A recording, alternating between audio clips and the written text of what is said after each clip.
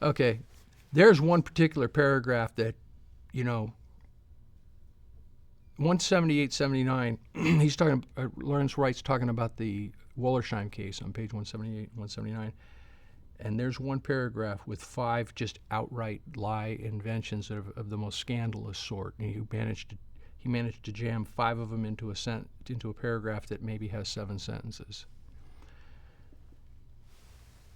An undercover campaign was launched to discredit or blackmail Wollersheim's lawyer, Charles O'Reilly. False.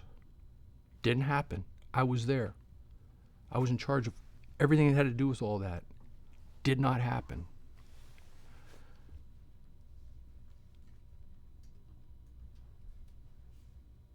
Wright writes, his house was bugged and his office was infiltrated by a Scientology operative. A complete and utter invention of Lawrence Wright. Did not happen. I was there and was in charge of all activity having to do with anything having to do with that lawsuit and that lawyer. Next sentence. There was an attempt to trap him or his bodyguards in a compromising situation with women. False. Invented. It never happened. It did not happen.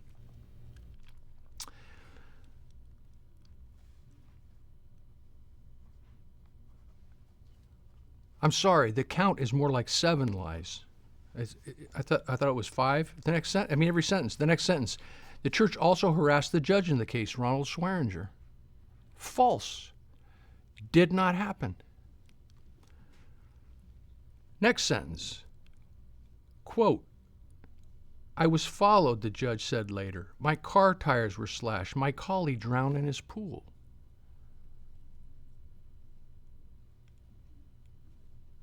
That's unfortunate that stuff, if that even happened in the city of Los Angeles, which, wouldn't be that uncommon, the church had nothing to do with it. This was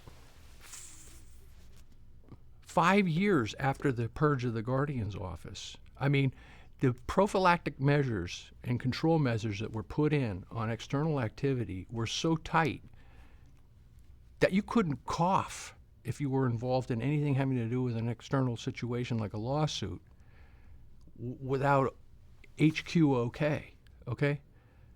The last thing in the world that anybody, people knew within an inch of their lives that they would be purged and expelled forever if they did something as stupid and corrupt as go mess with a judge. Didn't happen. This stuff is literally just invented. And the paragraph is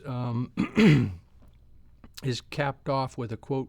A former Scientology executive, Vicky Asneran, later testified that there was an effort to compromise the judge by setting up his son, who they heard was gay, with a minor boy.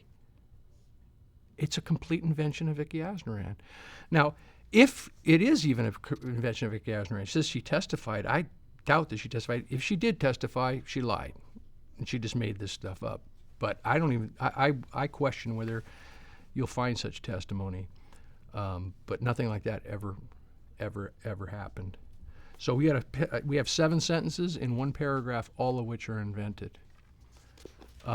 Several of which are unattributed, most of which are unattributed. He's just inventing this stuff. Andre Tabagnoia says the church funds were used to purchase assault rifles, shotguns, pistols. He also said that explosive devices were placed around the perimeter of the fence at the church's headquarters used in case of assault by law enforcement officials. This is right up there with Vicky Asneran and Jesse Prince. This is completely and utterly invented stuff. I was in charge of security when, for 20 some odd years, not in charge of it, but intimately connected with it. From the construction of the perimeter fence to the security, electronic security system, it just doesn't exist. Didn't happen. There weren't caches of arms purchased by the church. There was no explosive devices. Never and of course not. Again, like I said, but I could have. But I guess in this day and age, people don't care. You can get away with anything in the post-fact era. And then he says there was a sniper's nest at the top of the hill. Like a church, the church had a sniper's nest. We're getting further and further tabloid the deeper we go into this, and these are complete inventions.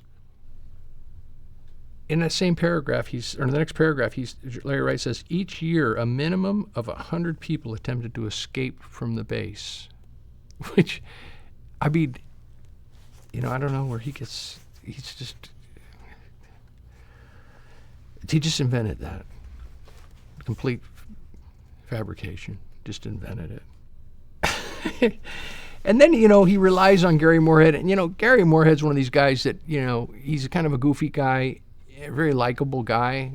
But, this whole culture has turned into this pile-on culture that, people just start embellishing things to become important. I can tell you from all these people that are out, because I participated in some media, and how, people thought this was just the apex of importance to be in the media, right? And so I kind of watch this as people's stories over time, they just get more and more embellished. I mean, like, he brings up Gary Moorhead, and again, I'm not trying to put the guy down. He's just saying things that are false. He says in here that they were using scanners to listen to people's cell phone calls. I got news. A scanner will not net you the content of a telephone call.